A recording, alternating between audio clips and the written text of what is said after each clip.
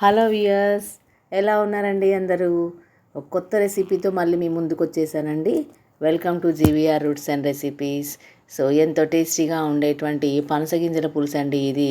చూడటానికి చాలా కళ్ళ విందుగా ఉంది కదండి, అంతే టేస్టీగా వచ్చిందండి. పనసకాయలు అనేవి చాలా చాలా ప్రోటీన్ కదండి. మనకి ఈ పనసకాయలు దొరికేటువంటి సీజన్లో ఈ పనస గింజల్ని మనము అందరికీ తెలుసు గింజలు యూజ్ అనేది ఈ రోజుల్లో.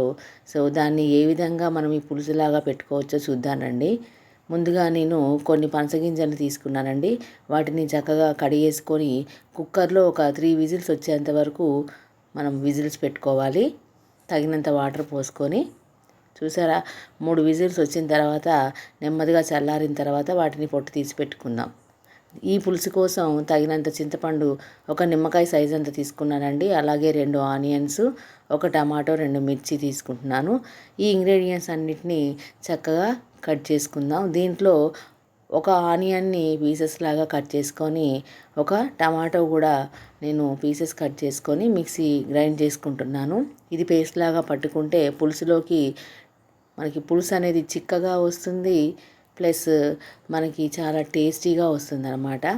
గ్రేవీ అనేది మనకి చిక్కగా ఉంటే అన్నంలో కలుపుకొని తినేటప్పుడు యమ్మీగా ఉంటుంది. కాబట్టి దానికోసం ఆ పేస్ట్ ప్రిపేర్ చేసుకుంటున్నాను.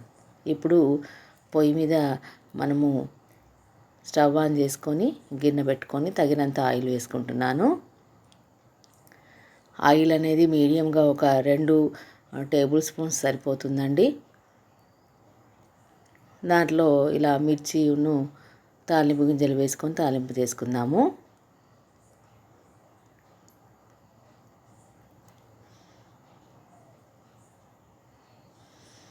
అలాగే తరిగి పెట్టుకున్నటువంటి ఒక ఆనియన్ ఉంది కదండి, దాన్ని తాలింపు చేసుకొని కొద్దిగా కరివేపాకు, ఇది వచ్చేసి మనకి మన ఇంగ్రీడియంట్ ఉంది కదండి, మునగాకు, నెక్స్ట్ కరివేపాకు. మునగాకు కూడా మంచిగా నేను లేతది ఫ్రెష్గా తీసుకున్నాను. కరివేపాకు కూడా మరింత వేసుకుంటున్నాను. పులుసు కాబట్టి మనకి మంచి టేస్ట్ వస్తుందన్నమాట. ఇవి తాలింపులో వేసుకొని దోరగా వేయించుకోవాలి. సో మన పసుపు అనేది చూసారా, ఆ చిన్న స్పూన్ వేసుకుంటే సరిపోతుంది. పసుపు అనేది మరీ ఎక్కువగా కూడా అవసరం ఉండదండి, ఆ మాత్రం వేసుకుంటే సరిపోతుంది. కొద్దిగా అల్లం వెల్లుల్లి పేస్టు. ఇప్పుడు మనం ఇంతకుముందు మిక్సీ గ్రైండ్ చేసుకున్నాం కదండి, ఆనియన్ టమాటో పేస్ట్ అనమాట. అది కూడా తాలింపులో మగ్గే విధంగా ఈ విధంగా వేసుకొని కాసేపు మగ్గించుకోవాలి, పచ్చివాసన పోయేంత వరకు. తాలింపులో వేగటం వల్ల పచ్చివాసన అంతా పోతుంది. చూసారా, అలా నూనె తేలేంత వరకు మగ్గించుకుందాము. ఇప్పుడు మనకి విజిల్ పెట్టినటువంటి గింజలు ఉన్నాయి కదండి, అవి ఉడికిపోయాయి అన్నమాట. వాటిని శుభ్రంగా కడుక్కొని పొట్టంతా తీసుకోవాలి. నేను ట్రై చేసినటువంటి గింజలు కొంచెం చిన్నగానే ఉన్నాయండి, మీడియం సైజులో. పొట్టు తీయడం కొంచెం కష్టమే అయింది, అయినా నెమ్మదిగా జారిపోతూ ఉన్నాయన్నమాట. అలా తీసేటప్పుడు వాటన్నిటినీ అలా నెమ్మదిగా ఓపికగా తీసుకోవాలి. ఇప్పుడు అదే తాలింపులో ముక్కలు వేసి కాస్త ఉప్పు వేసి వేయించుతాము. అవి వేగిన తర్వాత కొద్దిగా కారం కూడా ముందే వేసుకుందాము. ముక్కలకి ఇలా ఉప్పు కారం పడితే మంచి టేస్ట్ వస్తుందన్నమాట. అలా కాసేపు వేయించుకున్న తర్వాత మనం ఇంతకుముందు నానబెట్టుకున్న చింతపండు ఉంది కదండి, దాన్ని పులుసు తీసేసుకొని ఈ తాలింపులో వేసుకుందాం.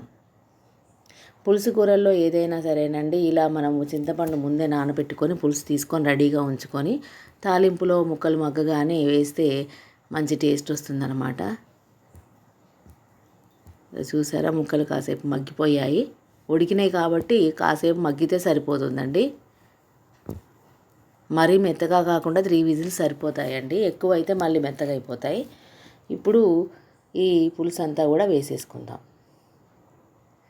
మనకి అన్ని రకాల పులుసులు కూడా దాదాపు ఇదే స్టైల్లో ఉంటుందండి.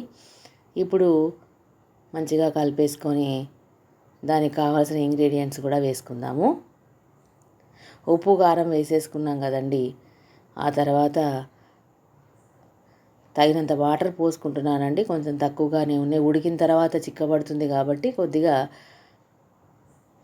వాటర్ వేసాను. ఇప్పుడు మెంతులు జీలకర్ర పౌడర్ ముందేసానండి. ఆ తర్వాత ధనియాలు మసాలా పౌడర్ అనమాట. ఈ 2 పులుసుల్లో కంపల్సరీ అండి. వాటి వల్లనే మనకి మంచి టేస్ట్ వస్తుంది. చూసారు కదండి, ఇది కసూరి మెంతి. అలా ఉడికేటప్పుడు వేసుకోవడం వల్ల మంచి టేస్ట్ వస్తుంది. అలా మగ్గనివ్వండి కాసేపు. చూసారా, ఎంతో టేస్టీగా ఉండేటువంటి పనసగింజల పులుసు రెడీ అయిపోయిందండి. మంచి ప్రోటీను, మంచి హెల్తీ ఫుడ్ అనమాట. మీరు ట్రై చేయండి. Thank you for watching.